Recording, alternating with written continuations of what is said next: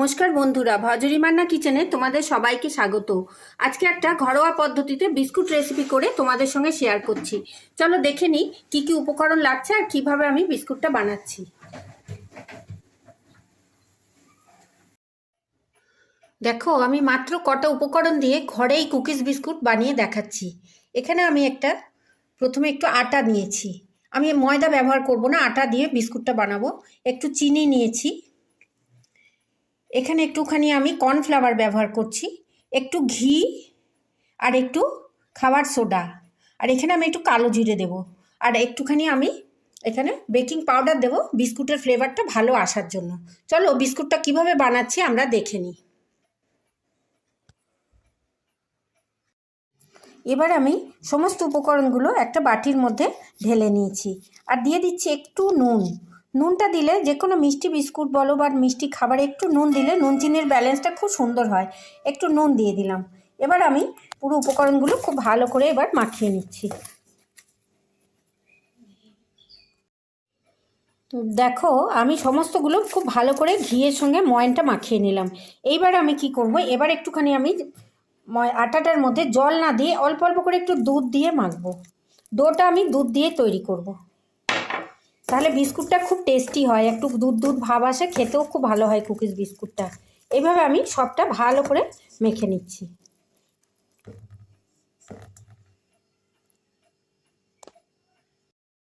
আমার কুকিজ বিস্কুটের ডোটা এইভাবে মাখা হয়ে গেল।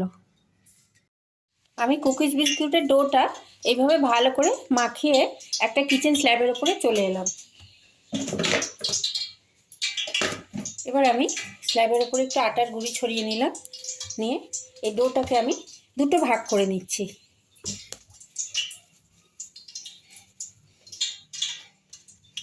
দেখো, আমি কুকিজ বিস্কুটটা বেলে নিচ্ছি, ভালো করে একটু বেলে নিচ্ছি। খুব পাতলাও হবে না, খুব মোটাও হবে না।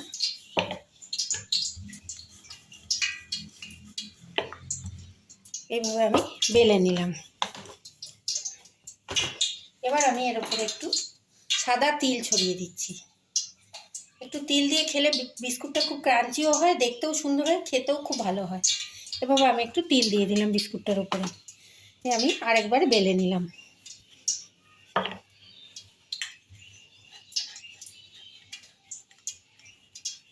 এইভাবে একবার বেলে নিলাম।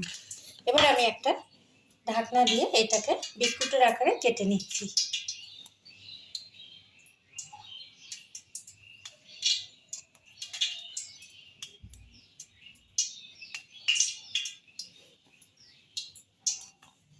একটু চাপ দিয়ে খুব ভালো করে এটাকে আমি বের করে নিচ্ছি। দেখো, এভাবে আমি বিস্কুট একটা গড়া হয়ে গেলে সমস্ত বিস্কুটগুলো আমি এভাবে বেলে নিচ্ছি। এইভাবে আমি সমস্ত বিস্কুটগুলো বেলে নিলাম। এবার আমি কড়াইতে একটু তেল গরম করেছি, তাতে দিয়ে দিচ্ছি একটু ঘি।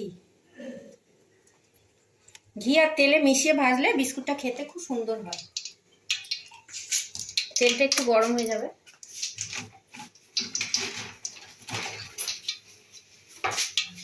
এবার আমি গ্যাসের ফ্লেমটা একটু কমিয়ে দিলাম, দিয়ে আস্তে আস্তে করে এই বিস্কুটগুলো আমি ছেড়ে দিচ্ছি।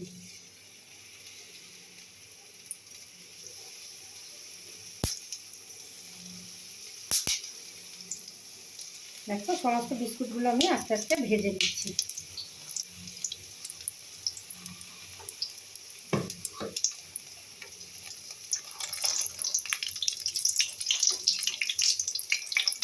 এই বিস্কুট রেসিপিটা খুব সহজ। এখন তো অনেকে ময়দা খায় না, তোমরা আটা দিয়ে করো। আমি আটা দিয়েই করলাম, দুধ দিয়ে একটু মেখে নিয়েছিলাম। দেখো, এবার বিস্কুটগুলো ফুলে ফুলে উঠছে। এগুলোকে এবার আমি উল্টে দেবো, একটু লাল লাল করে ভেজে তুলে নেব।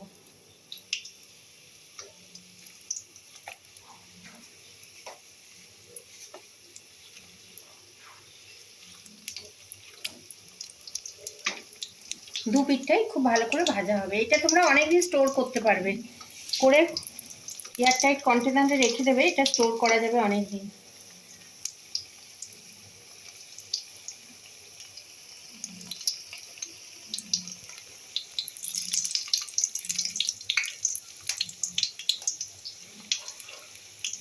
দেখো বিস্কুটগুলো লাল লাল হয়ে এসছে। এবার আমি একটু গ্যাসের ফ্লেমটা কমিয়ে দেবো। বিস্কুটগুলোকে তুলে নিচ্ছি। ক্রাঞ্চি হয়েছে।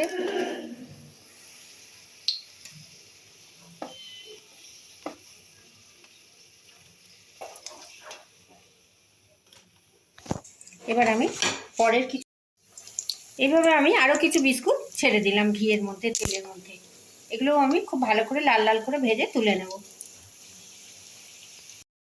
দেখো এইভাবে আমি ঘরোয়া পদ্ধতিতে কুকিজ বিস্কুট বানিয়ে তোমাদের সঙ্গে শেয়ার করলাম। রেসিপিটা যদি তোমাদের ভালো লাগে অনেক লাইক, শেয়ার আর কমেন্ট করো। সাবস্ক্রাইব করে বেল আইকন প্রেস করো যাতে আমার সব ভিডিও তোমরা দেখতে পাও। কোন বন্ধু কোথা থেকে দেখছো জানাতে ভুলো না। সবাই খুব ভালো থেকো, সুস্থ থেকো। ধন্যবাদ।